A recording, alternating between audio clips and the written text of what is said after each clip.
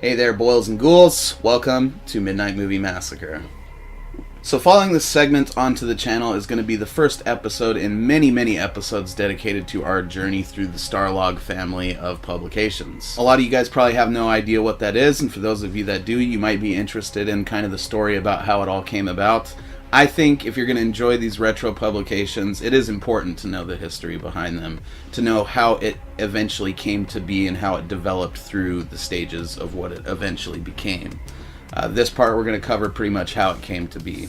And in our journeys through the individual issues, we are going to, examine what it became. So I'm going to do my best to condense this down so it's not convoluted, but it's detailed enough that you understand the basic gist of things. So it was the mid-70s, 76 to be precise.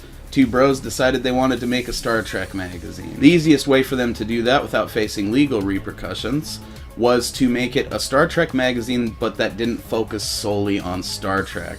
That was their loophole, and that became Starlog magazine. It essentially covered everything that was going on in the world of science fiction fandom and movies, and it became a publication that was close to the heart of many. It was one of the first magazines, if not the first magazine, to do full-on coverage of the upcoming Star Wars movie at the time, and they covered the Star Trek motion picture thoroughly, or the build-up to what eventually became the Star Trek motion picture. If you're a Star Trek fan, you don't know the story behind all that, highly recommend going and downloading the Starlog issues or just reading up on it. These same bros decide that they also want to capitalize on the fantasy end of things. They already have the science fiction end locked down with Starlog, and I believe a sister magazine they may have been publishing already at that time called Future Life, which was basically science fiction writers, I think, talking about what they imagined the future might be like. Seems pretty cool. That might make an appearance on Retro Newsstand eventually. In any case, though, they wanted to lock down fantasy as well. Conan the Barbarian had just been announced, though that would be delayed for like 4 years. And movies like Lord of the Rings were on the way, so they thought it was a good time to strike the iron while it was just about to be hot and make a fantasy publication. Originally, it was going to be called Fantastica, and basically they ran into some legal trouble with that, which delayed the magazine coming out for a whole year, because they had to go through the process of changing the name. I guess Fantastic Films sued them because the name Fantastica might confuse fans of Fantastic Films and think it was their magazine. A judge ruled in their favor, so the dudes at Starlog had to come up with a different name, and Fangoria was born. Now, in the original issues, it still is very much a fantasy / monster movie / some science fiction type magazine. It is not at all the Fangoria most people would remember during those first 6 issues. It's not till issue 7, I believe it's the Shining cover, where Fangoria becomes more predominantly a horror magazine. That's due in large part to the fact that after, the first few issues tanked, I think they were losing like $20,000 an issue because nobody was really that into the fantasy shit yet. They wanted more of the horror stuff, people saying like, get that other shit out of here, give us more blood and gore. And so, like, the two main publisher guys just kind of got fed up with it, and they're like, yeah, fuck it, or whatever. And so the dudes that were editing it, the younger people, kind of just took the reins and said, oh, we're going to listen to the fans then. They want horror, we're going to give it to them. They want the blood and guts, we're going to give them the whole spread, baby. And, history was made. Fangoria began its evolution into the Fright Mag that we all know and love today. Also, in 78, I believe, 79 in there, they started publishing CineMagic magazine. This was proposed initially by Don Dohler, who's just an epic B-movie artist. He makes one of my favorite schlockfests of all time, Night Beast, which was actually J.J. Abrams' first job in the movie business. Story for another time. Point being, they started producing that as well. And I never really thought about it before, but I think CineMagic might have went away because of Fangoria's transition to more of a horror-centric magazine. Because when you think about it, Fangoria has always done, like, special effects sort of breakdowns and stuff. They do interviews with special effects artists and shit like that. And CineMagic was, like, detailed instructions on different filmmaking techniques. As awesome as that is, there always has been and always will be more people just trying to watch movies than there is people trying to make movies. It's unfortunate. Something like CineMagic has a lot of value to someone like me who would like to make short films, especially in a retro kind of style. But Fangoria was definitely going to sell more issues, and once they made that switch, you know, it didn't make sense to publish two magazines that were kind of doing the same thing, I guess. That's the only thing I can think of.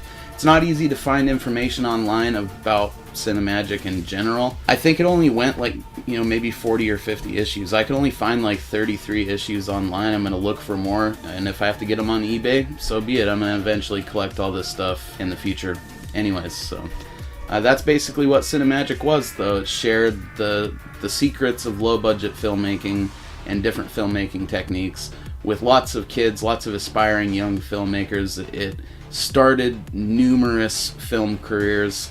If you watch a lot of documentaries on especially low budget, you know, horror films from the 80s and shit, CineMagic is something that's constantly referenced. There is whole movies that were made just with like somebody's collection of CineMagics as reference guides. So it was a very important magazine, and though it only lasted a brief time, it you know, impacted a lot of lives, much like everything else from Starlog. At the end of the day, you got to look at this publication family as a group of magazines that pretty much heralded fandom for the last 40 years. They were the people that gave you access to all that stuff. They were the premier source for information on your fandom, especially in the pre-internet era.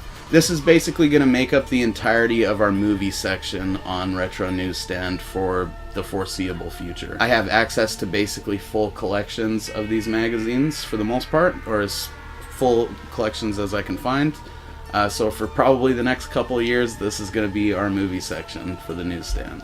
Hopefully you guys are as excited about it as I am. Hopefully this helped you understand a little bit of the history. Unfortunately, there is a tragic chapter more recently in the history of Starlog and their family of publications, specifically Starlog and Fangoria, and that is that the warehouse housing all of the official back issues of Starlog and Fangoria in Oregon, Illinois, of all places. Fuck, why'd that name have to be attached to it? In Oregon, Illinois, the warehouse burnt to the fucking ground. So as it stands, there is no official archive of these magazines. They exist only in private collections, so the only way to get a hold of them is on the internet, and that's why I decided, like, fuck it, it's time to go through these. Pretty sure Fangoria is over this year. And, you know, as much as these guys have contributed to science fiction and filmmaking in general, they've contributed to horror the most. Fangoria was not only a magazine, but it was a production company for a while. I think they made like 15 or 17 movies or something like that.